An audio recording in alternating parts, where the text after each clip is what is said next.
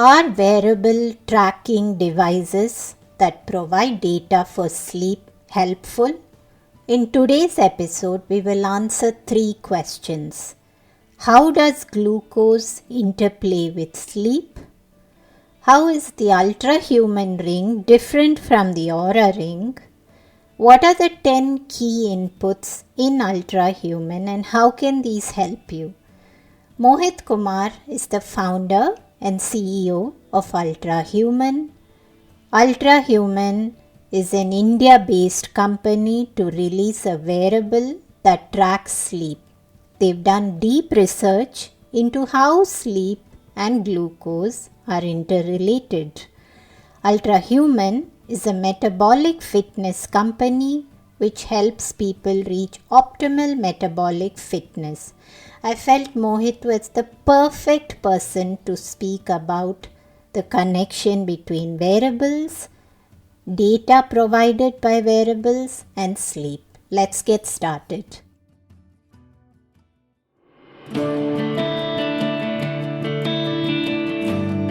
Hey everyone, I'm Deepa, light functional medicine practitioner, author and yogini, and you're listening to the Sleep Whisperer podcast, the only sleep podcast with conversations and meditations.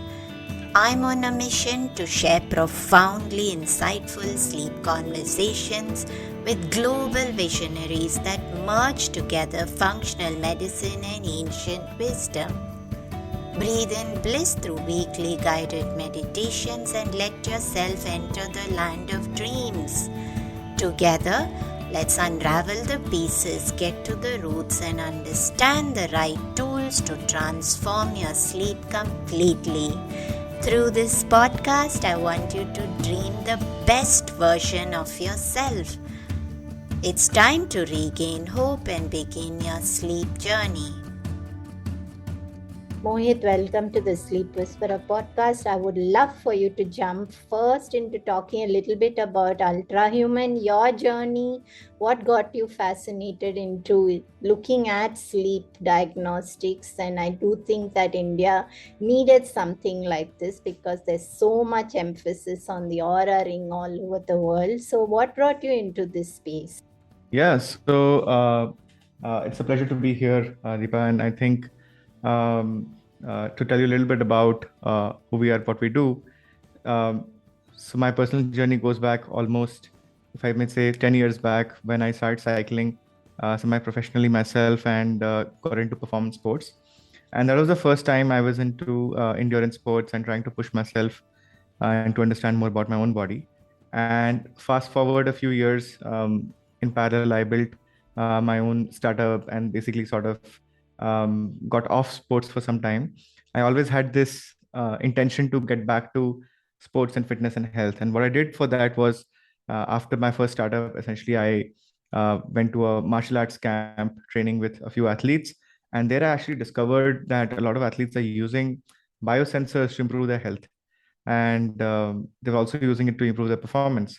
And out of the various biomarkers that seemed interesting, the two biomarkers that seemed very, very interesting were a combination of HRV and glucose, right? I think sleep tracking was also pretty much on the emerging trend back then, right? So, but for us, the first biomarker that we released essentially was a glucose biomarker, and the reason for that was that we felt that it is a highly actionable biomarker because glucose gets impacted by your like almost everything, right? Just because of human physiology and specifically your food as well. So it was the only way to measure or quantify some aspects of your food. And that's why we started with the glucose biomarker. Along the journey of the last 2 years, what we realized is that given that glucose is affected by many, many factors, and of course, when I say glucose, I actually mean the ability to measure insulin sensitivity of an individual. Now, insulin sensitivity is affected by, of course, your sleep, your stress, your sort of like your muscle mass, all those factors as well, right?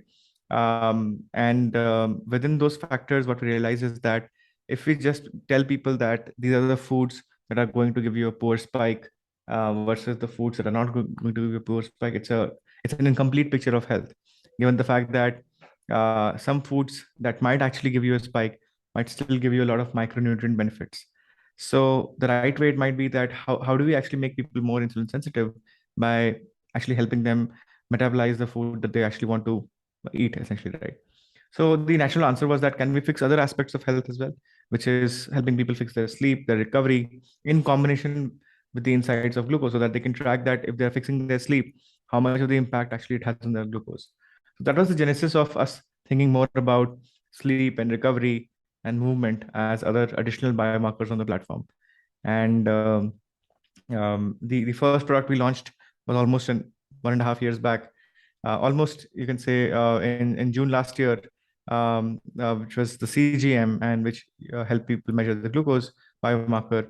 We released another hardware in July this year called the Ultrahuman Ring, which essentially helps you measure your state of recovery, sleep, and movement. And so these are the biomarkers that we actually deal with.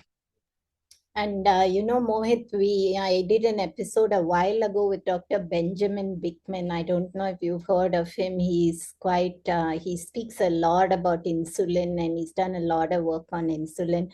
And we spoke in detail about the bidirectional aspect of insulin and sleep.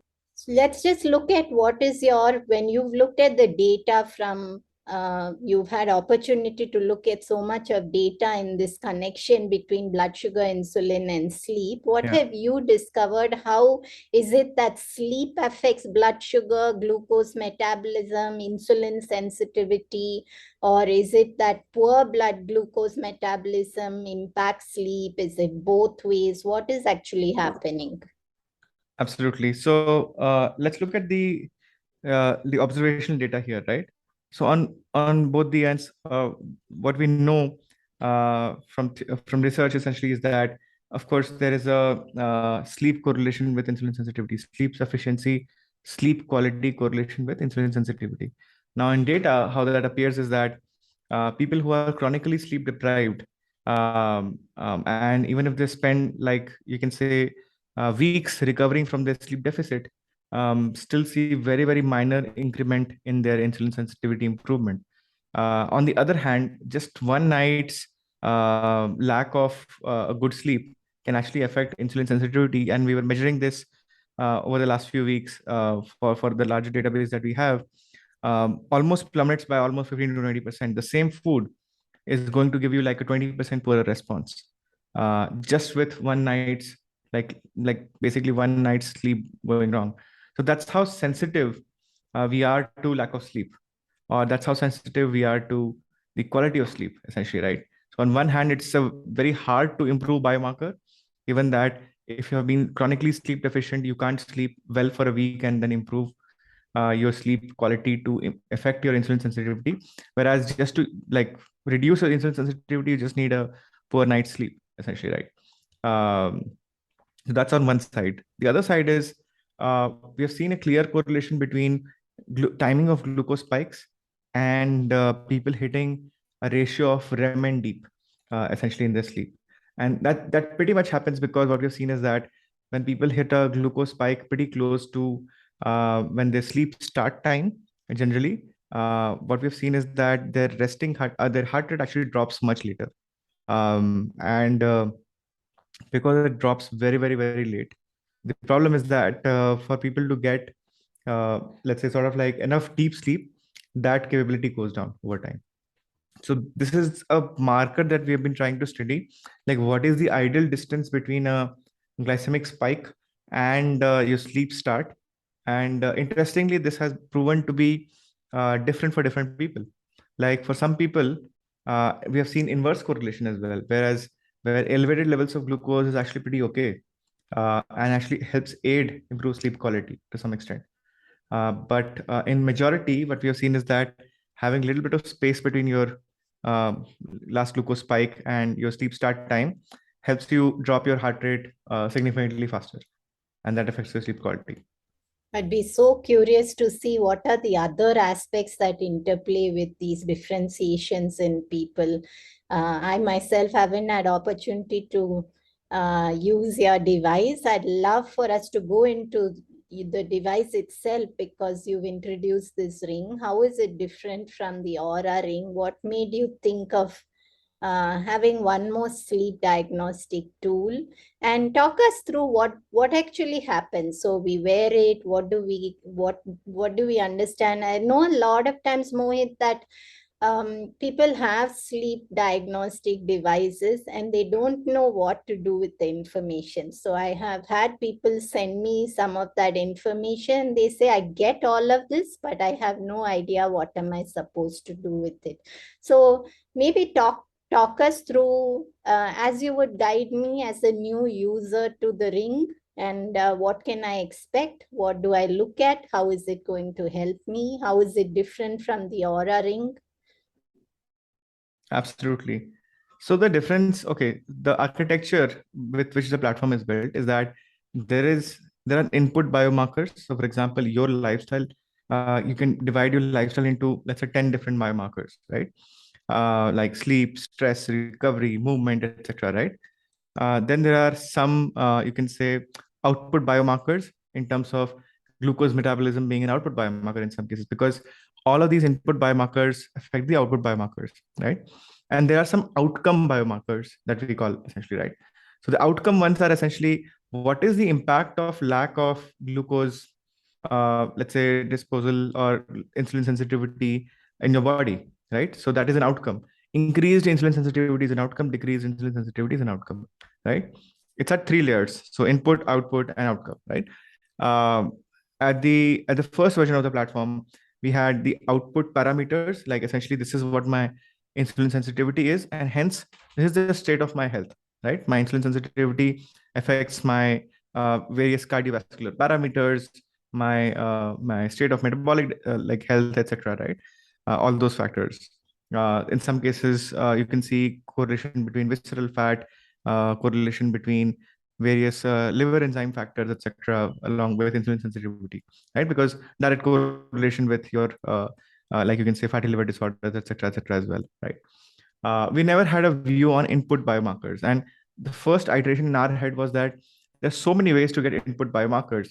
Why don't we just go out and look for, let's say, an Oura ring or a Whoop device or an Apple Watch, etc., right? And we realized after integrating some of these biomarkers, and if you have followed the evolution of the platform, is that the first version that came out was with third-party variables, right?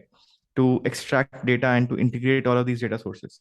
And what we realized is that we need much more control over the data sources, because if we want to create, let's say, deeper correlations, like the one we spoke about just before this, right? That I want to measure the difference between a glucose spike and basically when the heart rate dropped to its minima.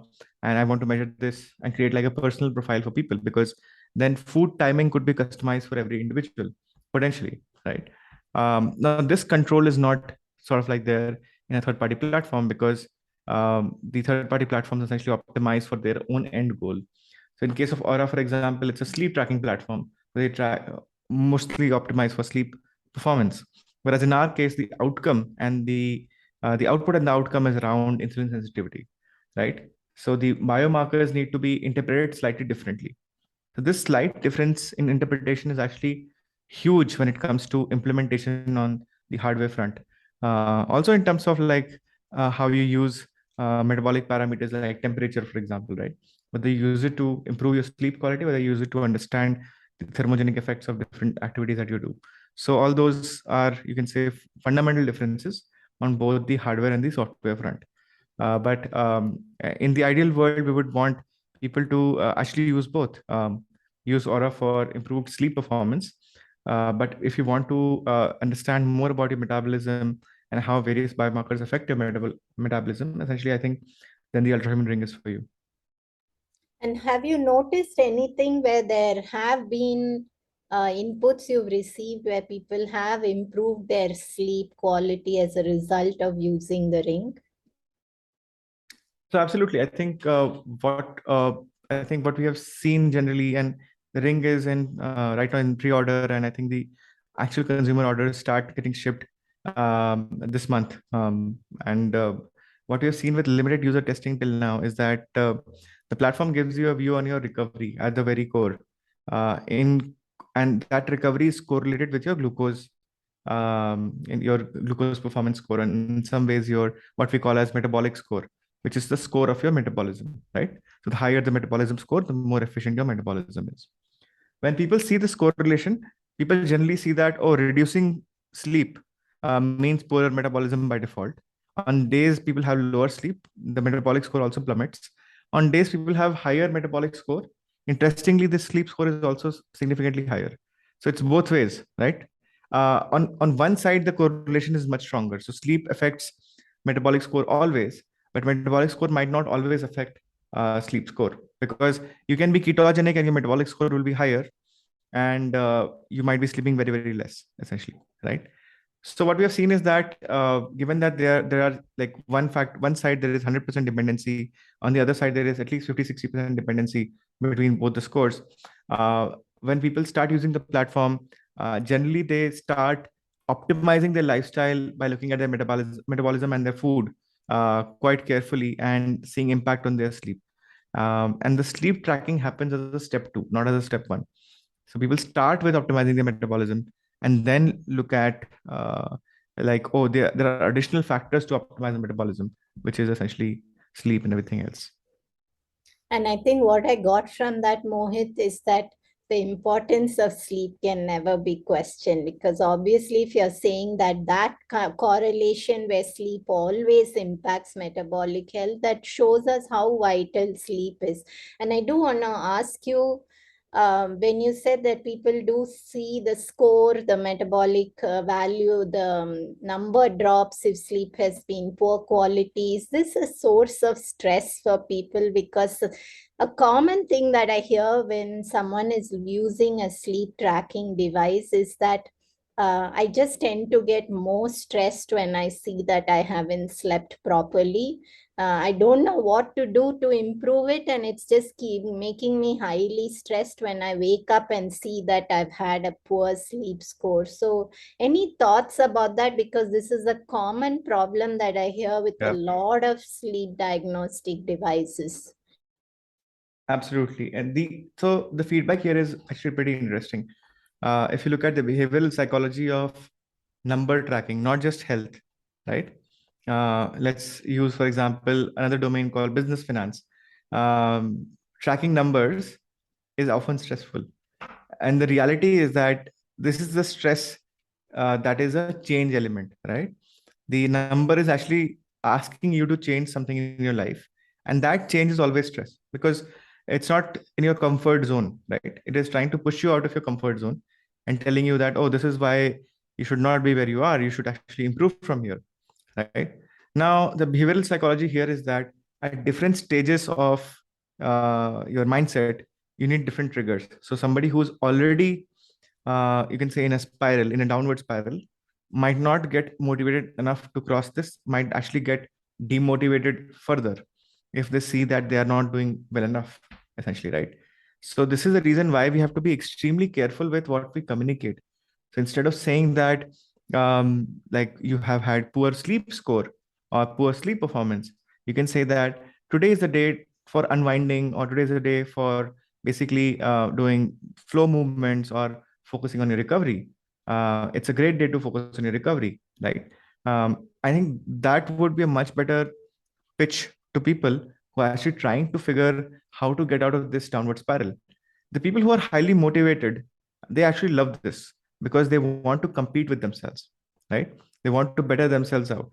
So there is no 100% answer here, but I think as long as we customize enough for both the extremes, I think we will be good, because the people in the middle actually try to gravitate towards either the extreme, you can say, extremely self-disciplined side, or let's say the downward spiral side. And on both the sides, if we actually in medicine, there is this there's this methodology called salutogenesis, right, which is positive reinforcement. And if we follow the same principles of salutogenesis, I think we will be I think we should be able to influence behavioral psychology in the right way.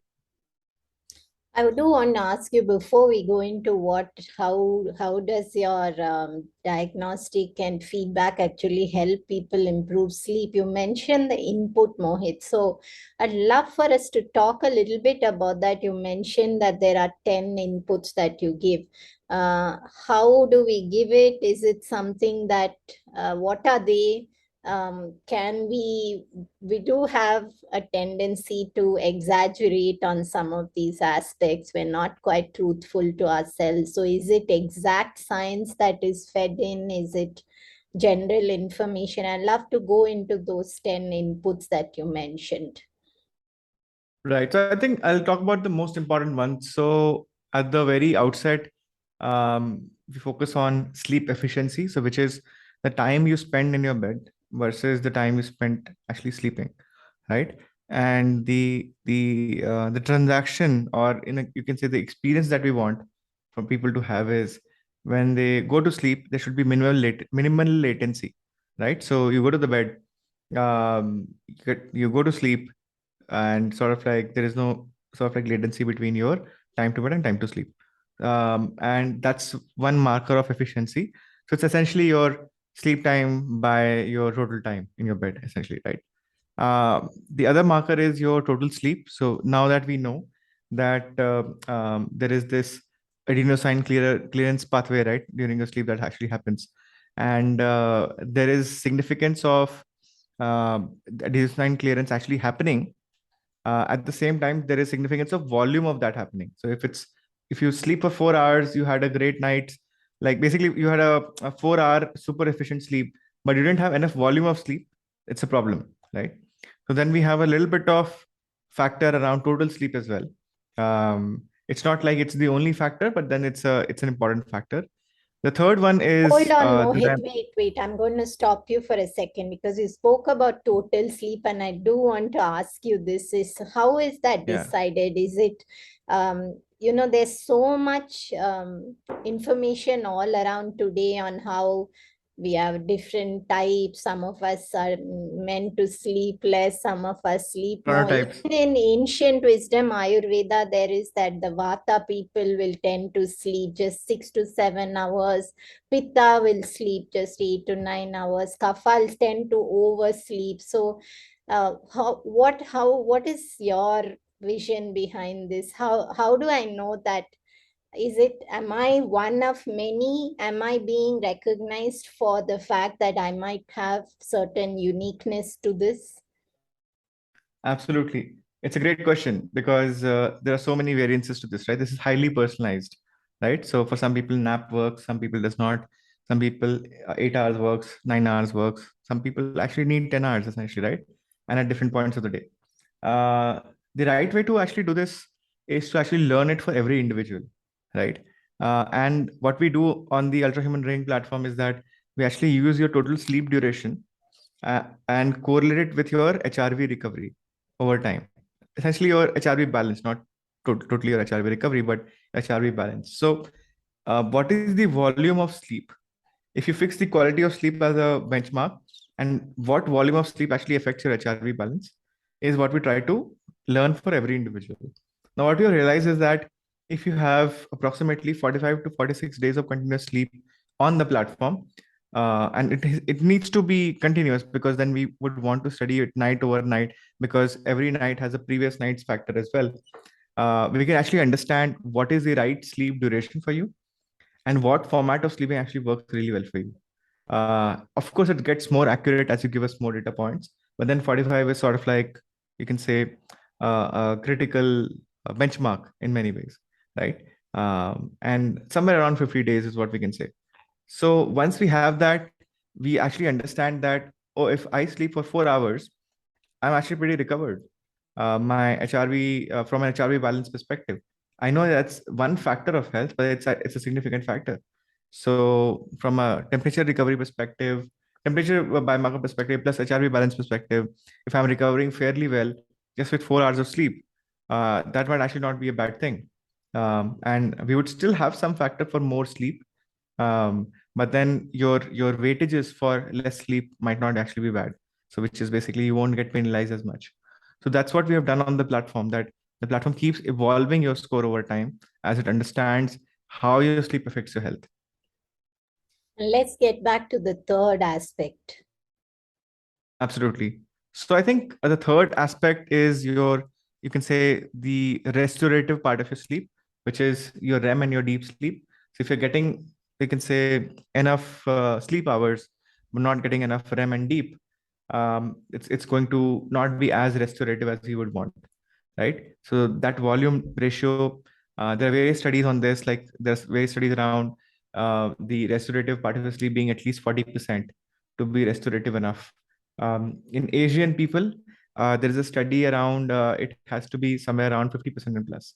There's a 10% delta. So we're trying to figure out, like, as we go geography to geography, are there any, you can say, differences in terms of genetic racial differences, essentially, in terms of, I yeah, so love that would be that. really In interesting. fact, I think right off the top of my head, I thought of Asian people and who just generally have probably less optimal metabolic health. They do have much lower insulin sensitivity, so might just be to do with blood sugar itself. Absolutely. And I think this could be a huge, you can say, lower hanging fruit for our health, given the fact that uh, it might just be true that we are extremely sensitive to light and sleep. We already know that, by the way, because we had, like, because of melanin in our skin, we are extremely light sensitive, right? And because we're extreme light sensitive, I mean, we might just be much more sleep sensitive as well. So this is non-conclusive today, but we might actually figure out more methods as we actually expand and figure out, in some ways, what is your personalized sleep chronotype, or let's say your genotype of your sleep in many ways, right? So what is the type of sleep that actually works for you, and extend that to populations then. I love to go through all of them. I know we don't have too much time, but I would like you to give an overview of all of it. Absolutely. So I think the last few, just covering them quickly, would be around your temperature. When did your heart rate drop? And sort of like your HRV balance. These are the three factors. Temperature is pretty straightforward. So But elevated I temperature. would love to talk about temperature, Mohit, because Yeah. yes, we do have research which shows about the whole connection between core body temperature and sleep. But there's so many nuances to this, right? I mean, even if you look back at Ayurveda, you can see differentiations clearly based on body constitution, location, environment, age. I mean, there's so many factors. How do we get all of these to play a role? Absolutely. The general, okay, so starting with the general wisdom here is that when you get to the, especially get to the deep sleep or slow wave sleep zone, you should sort of like have a drop in the temperature in terms of core temperature drop. And that's why if you follow the companies in this space, there are companies like 8 Sleep that work on thermoregulation. So they create an artificial environment where the temperature drops because of your mattress, right? Not totally assisted by your body. So that's a way. And I think personally, I've experienced really interesting insights when actually sleeping at very, very cold temperatures. I mean, first of all, you don't feel it as much, but then your HRV balance is much better, essentially. So I've definitely seen an impact on my health, but I've also seen reverse happening in many, many people who are actually using thermoregulation. And I think, again, just like sleep and the REM and sleep need for every individual is different, REM and deep need for every individual is different. We might actually figure out the you can say the type of thermoregulation that is required for each one of us might actually be different. Some people want to sleep cold, some people want to sleep a little bit on the warmer side, right? And there are so many studies around threat perception around this, right? So it's all related to your chronotype, threat perception, all those scenarios. Like if your chronotype says that you are supposed to sleep late, naturally you will end up in a scenario where you're going to sleep a little bit more colder, right? Given the fact that your sleep start time is actually on the colder side, right? And when your deep sleep lands is actually sort of like correlated in some ways to your sleep timing, and the reverse as well, which is basically if you sleep a little bit early, obviously, if you wake up much earlier, you will not sort of like have the coldest part of the night being overlapping with your sleep, essentially, right? So all those factors determine. Today, we don't have enough evidence. This is the honest truth. That what is the right temperature profile for people, right? But I think, um, to your point, as we understand people and the environment in a much better way, we will be able to affect health passively for people. So while people are not focusing on their health is actually improving, because each one of these factors might actually compound over time, right? Without any active effort. And Mohit, we've had people with such contradictory views on sleep chronotypes on the podcast, where there are people who vehemently said that they don't believe in that concept, that hormone regulation shifts when they shift their sleep cycle. So we've had all sorts of views, and I don't want to go into that. However, I did think that the thermoregulation is a topic for another day, maybe to have you back, because I would love to debate you on. You said that, we don't use the body in some cases where we use these external aids like a chili pad or something which does that job for us.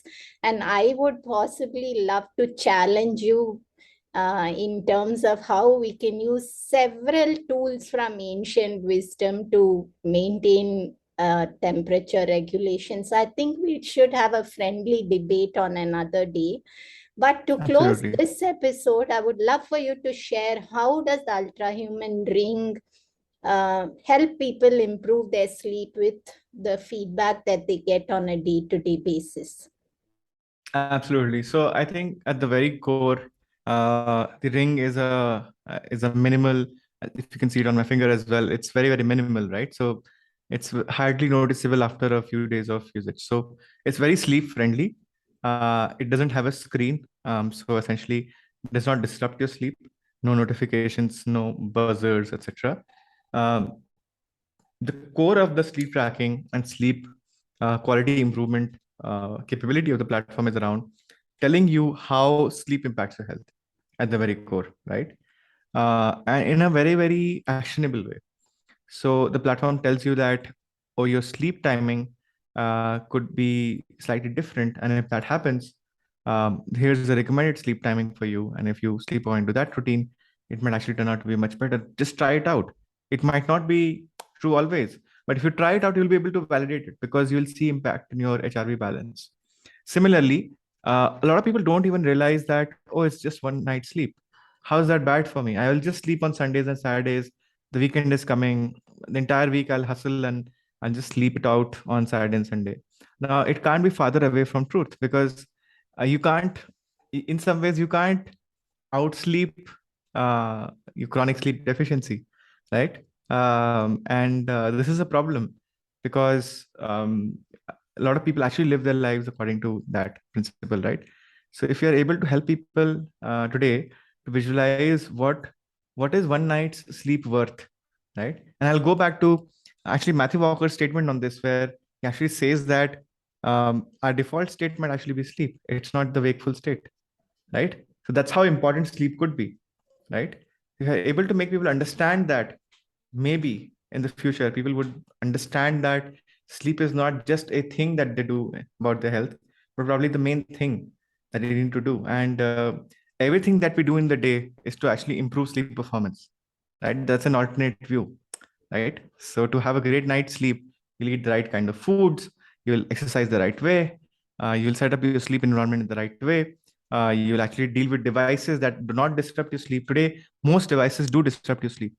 But eventually, when the importance increases, most devices will understand, or most manufacturers will understand, and companies will understand how to design devices that will not disrupt your sleep.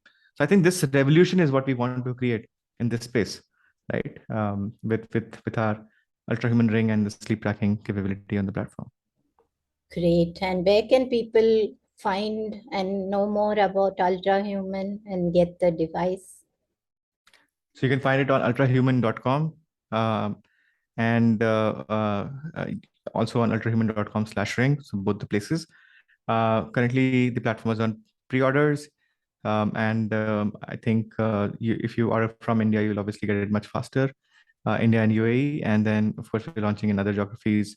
I mean, it's available for global shipping, but I think in the next few months we should be able to ship much faster in other geographies as well. Great.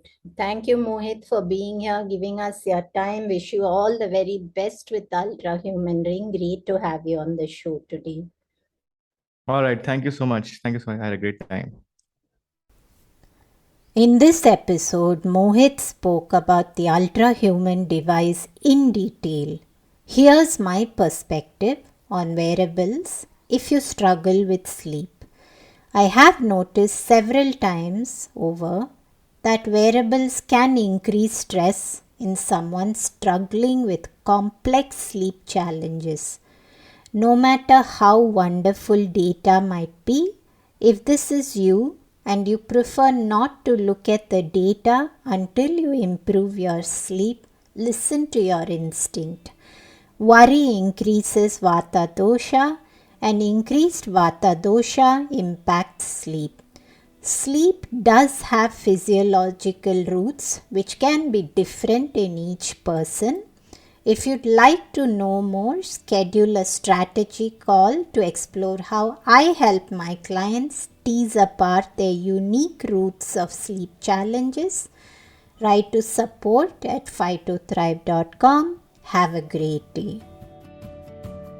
Hi everyone, I hope you enjoyed the show today. Just a reminder that this podcast is for information purposes only. It is not a substitute for professional care by a doctor or otherwise qualified health professional.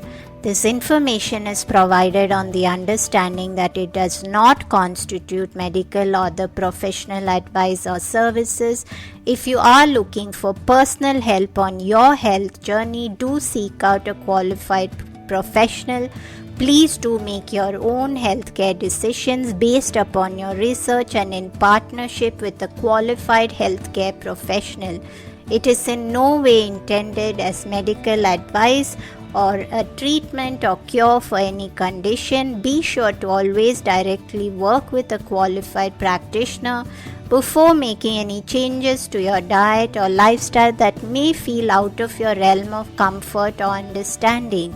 If you are looking for an allied functional medicine practitioner, do seek out more information on www.fightothrive.com.